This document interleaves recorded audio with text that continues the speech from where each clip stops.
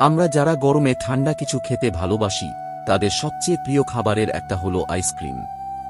কিন্তু জানেন কি, এই সুস্বাদু খাবারের পেছনে রয়েছে হাজার বছরের পুরনো ইতিহাস। আইসক্রিমের যাত্রা শুরু হয় প্রাচীন চীনে।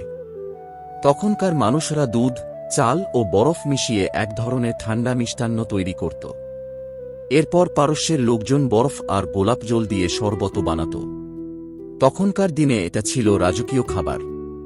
রোমান সাম্রাজ্যের সময় পাহাড় থেকে তুষার এনে মধু ও ফলের রস মিশিয়ে এক ধরনের আইসক্রিম তৈরি করা হতো। এরপর মার্কো পোলো চীন ভ্রমণ শেষে আইসক্রিমের ধারণা ইউরোপে নিয়ে আসেন। ধীরে ধীরে ফ্রান্স ও ইংল্যান্ডে আইসক্রিম ধনীদের খাবার হিসেবে জনপ্রিয় হয়। 1843 সালে ন্যান্সি জনসন নামে এক নারী হাতে ঘোরানো প্রথম আইসক্রিম মেশিন তৈরি করেন। এই আবিষ্কার আইসক্রিম তৈরিতে বিপ্লব ঘটায়। এরপর আমেরিকায় আইসক্রিম গণমানুষের খাবারে পরিণত হয়। প্রথম বিশ্বযুদ্ধের সময় সৈন্যদের প্রিয় খাবার ছিল আইসক্রিম। দ্বিতীয় বিশ্বযুদ্ধের সময়ও আইসক্রিম ছিল মনোবল বাড়ানোর অন্যতম মাধ্যম।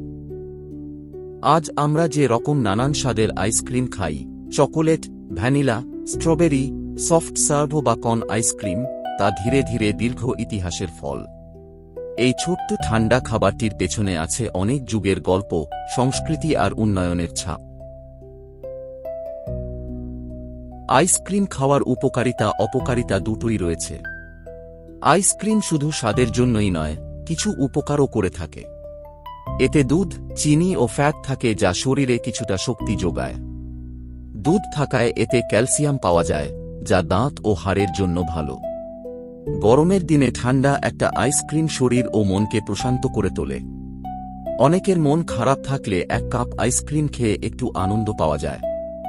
বিশেষ করে ছোটদের জন্য এটা আনন্দের উৎস। আইসক্রিমে অনেক বেশি চিনি ও চর্বি থাকে, যা বেশি খেলে ওজন বাড়ায় এবং ডায়াবেটিসের ঝুঁকি বাড়াতে পারে। বেশি ঠান্ডা খাওয়ার ফলে গলা ব্যথা, সর্দি কাশি হতে পারে। আবার অনেক আইসক্রিমে রং, কেমিক্যাল বা কৃত্রিম ফ্লেভার ব্যবহার করা হয় যা শরীরের জন্য ক্ষতিকর। দাঁতের উপরও এর প্রভাব পড়ে, কারণ অতিরিক্ত চিনি দাঁতের ক্ষয় ঘটায়। যারা এখনও আমাদের চ্যানেল সাবস্ক্রাইব করেননি, তাদের অনুরোধ করব, এখনই সাবস্ক্রাইব করুন এবং জিতে নিন দারুণ সব আকর্ষণীয় পুরস্কার। খুব শীঘ্রই আমাদের বিশেষ ক্যাম্পেইন শুরু হতে যাচ্ছে।